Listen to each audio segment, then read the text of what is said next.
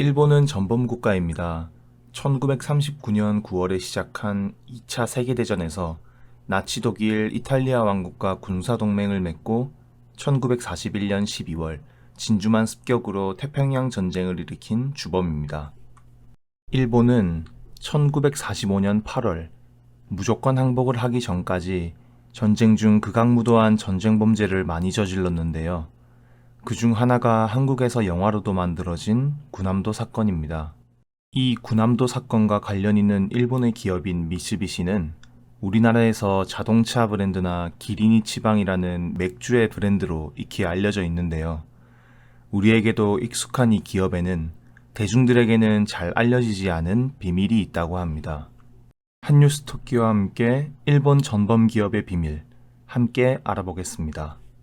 미쓰비시는 1870년 일본 이와사키 야타로가 창업한 회사로 일본의 3대 재벌 기업 집단 중 하나입니다. 대외적으로는 일본의 3대 기업 중 가장 인지도가 높으며 총 계열사 수가 1000여 개에 이르는 아주 큰 기업인데요. 대외적으로는 좋은 이미지의 아주 큰 기업이지만 과거를 따져보면 그렇지만은 않습니다. 미쓰비시는 일제강점기에 한국인이 강제 노역한 군함도에서 미쓰비시 광업이라는 이름으로 석탄을 캐는 해저 탄광을 운영했던 기업입니다. 이 군함도에서는 2차 세계대전 도중 어마어마한 노동 착취와 인권 탄압이 일어나고 있었는데요. 당시 승전 중이던 일본은 많은 식민지 주민들과 전쟁 포로들을 군함도로 강제징용하여 노동시켰습니다. 당시 일제 탄압을 받고 있던 조선에서도 수많은 사람들이 끌려갔는데요. 그 수만 도합 5에서 600명에 이른다고 합니다. 이 사람들은 군함도에서 무자비한 노동 착취와 인권 탄압을 받으며 1945년 일본이 항복하기 직전까지 갇혀 있었고 100명이 넘는 사람들이 군함도에서 유명을 달리했다고 하는데요. 이러한 참극을 만들어낸 장본인인 미쓰비시 기업은 도대체 어떤 행동으로 한국인들에게 분노를 사고 있는 걸까요? 미쓰비시는 2019년 7월 16일 군함도 강제노역 피해자 5명에게 위자료를 지급하라는 한국 대법원 판결에 대한 내용을 논의하자는 피해자 측 요청을 거부했는데요.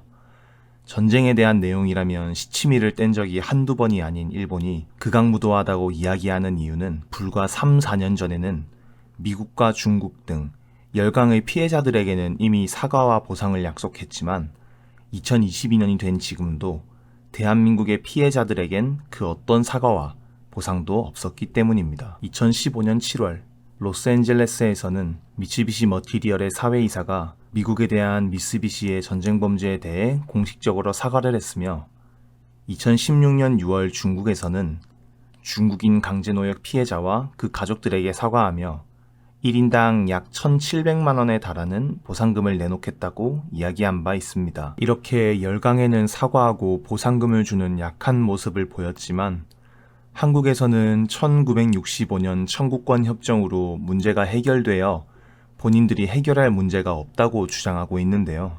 이를 대한민국 대법원에서는 일본이 불법 행위를 인정한 적이 없기 때문에 불법행위 채권이 양국 합의에 따라 소멸할 수 없다 판시했고 일본 전국 당국자들 역시 1965년 11월, 1993년 4월, 1994년 3월, 1995년 8월 국회에 출석해 한일 청구권 협정에서 말하는 청구권 포기는 본국의 외교적 보호권을 포기한다는 뜻이지 개인 청구권을 포기한다는 뜻은 아니다 라고 공식 표명하기도 했습니다. 청구권을 자진해서 포기하여 법적 배상 의무가 없는 중국과 샌프란시스코 조약으로 문제가 이미 해결된 미국의 국민들에게는 자진해서 사과와 보상을 했지만 한국과 일본 두 나라에서 모두 잘못을 인정했으나 지금까지 오리발만 내밀고 있는 미쓰비시의 속셈은 도대체 무엇일까요? 법적 배상 책임과 별개로 사죄만이라도 할 수 있었으나 그마저도 한국에서는 단 한 번을 한 적이 없는 미쓰비시. 미쓰비시를 비롯한 일본 전범 기업은 왜 유독 한국에만 뻣뻣한 자세를 취하고 있는지의 정치학자이자 세종대학교 교수인 호사카 유지는 과거사를 인정하지 않으려는 일본 정부와 같은 논리라고 분석한 바 있습니다. 호사카 교수는 한국에 대해서만 반응을 보이지 않는 미쓰비시 등 일본 기업의 논리는 아베 정권의 논리와 같다며 과거 일본이 조선을 합법적으로 점거했기 때문에 당시 조선인은 일본인이나 마찬가지였다는 입장이라고 말했습니다. 그는 이어 당시 일본 법에 따라 일본인도 강제징용됐기 때문에 일본 기업에 의한 조선인의 강제노역을 불법으로 볼 수 없다는 게 그들의 주장이라며 강하게 규탄하였는데요. 이러한 극악무도한 전쟁 범죄를 저지르고도 반성하지 못하고 강자에게는 약하고 약자에게는 강한 자세를 취하는 일본의 모습은 지금까지도 전 세계의 눈살을 찌푸리게 하고 있습니다. 최근 아베 총리의 피살 사건이 있었지만 에도의 모습보다는 그동안 일본의 만행을 눈감아온 아베 정권의 말로를 무관심으로 일관하는 전 세계의 반응을 볼 수 있었는데요. 일본은 언제쯤 과거의 만행을 인정하고 사죄와 반성의 모습을 보일지 모르겠습니다. 지금까지 일본 전범기업의 극악무도한 행태와 이중성에 대해 알아보았는데요. 아직 해결되지 않은 많은 문제가 하루빨리 해결되었으면 하는 마음으로 이만 영상 마칩니다.